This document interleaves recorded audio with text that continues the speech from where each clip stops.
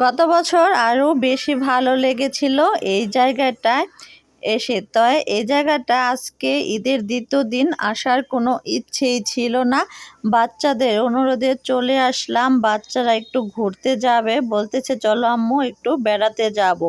তো কোথায় যাব ভেবে পাচ্ছি না। তো আমাদের হাতের কাছেই আছে এই জায়গাটা। এই জায়গাটা আমি আগে চিনতাম না, কোনো এক সময় আসছিলাম ফেসবুকে দেখেই। এত কাছে যে এরকম একটা জায়গা আছে আমি জানতাম না, আর আমি বাড়ির বাইরেও তেমন একটা বের হতাম না, বা এখনও হই না। সবাই দেখেন আমার ভিডিও টুকটাক যাই করি সব বাসার ভিতরে। তো বড় হয়ে যাচ্ছি কিন্তু মনটা তো ছোট ছোটই রয়ে গেল। ওই বাচ্চাকে দোলনায় দিয়ে আমি একটু দোল খাওয়ার জন্য চলে আসলাম। আমি যে সময়টা গেছি ওই সময়টায় লোকজন একটু ভিড় কম। আমি এই সময়টাই বেছে নিয়েছি, কারণ আমি একটু লোকজন একটু কমই পছন্দ করি। অত ভিড়ে আমি হাঁটতে পারি না।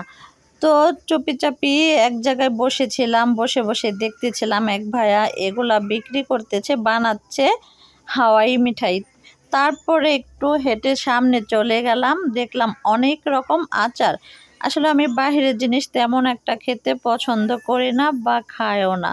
তো আমি দেখতেছিলাম, এর মাঝখানে চলে আসলো দুইটা আপু, এসে আমাকে বলতেছে আপু আপনাকে চিনি, আমরা আপনাকে অনলাইনে ফেসবুকে টিকটকে দেখি, আমরা আপনার ফ্রেন্ড। তো তাদের সাথেও আমি একটু হাসি মুখে কথা বললাম। আর আমি এখানে যতটা সময় ছিলাম আমি মাস্ক পরা ছিলাম।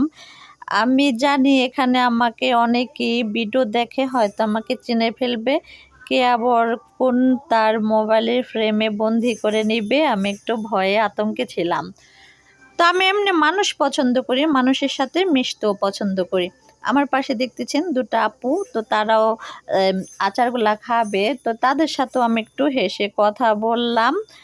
তো আমি এই আচারগুলা সবগুলা টেস্ট তো আর বলতে পারি না কোনটা কেমন টেস্ট। তো ভাইয়াকে বলতেছি কোনটা কেমন মজা সেটা তো আর আমি জানি না, আমাকে সবটাই থেকে একটু একটু করে দিবেন। তো সে তাই দিতেছে। তো আমার সামনে যে একটা আচার ছিল সেটা কি আচার আমি বলতে পারি না, তাই বলতেছি এটা কি আচার, বলতেছে তাহলে এটা একটু খেয়ে টেস্ট করে দেখেন। তারপরে এটাও সে আমাকে একটু দিতেছে।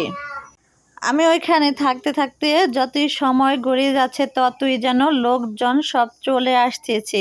কিছুক্ষণ সময়ের ভিতরে এত ভিড় হয়ে গেল যে ওখানে আমি আর থাকবো না। আমি বলতেছি আমি তাড়াতাড়ি বাড়িতে চলে যাব। তো আচার যতটুকু খেয়েছি শুধুমাত্র ভিডিওটা করার জন্য, আরেকটু খাইনি, আপনাদের দেখানোর জন্য। তো আমি যখন ভিডিওটা একটু করতেছি আমার পাশে আরও দু একজন মানুষ আমার দিকে একটু তাকিয়ে আছে, আমি একটু লজ্জা পাচ্ছি। তারপর বললাম আপনিও আচার খাবেন। এই পর্যন্তই, আল্লাহ হাফেজ।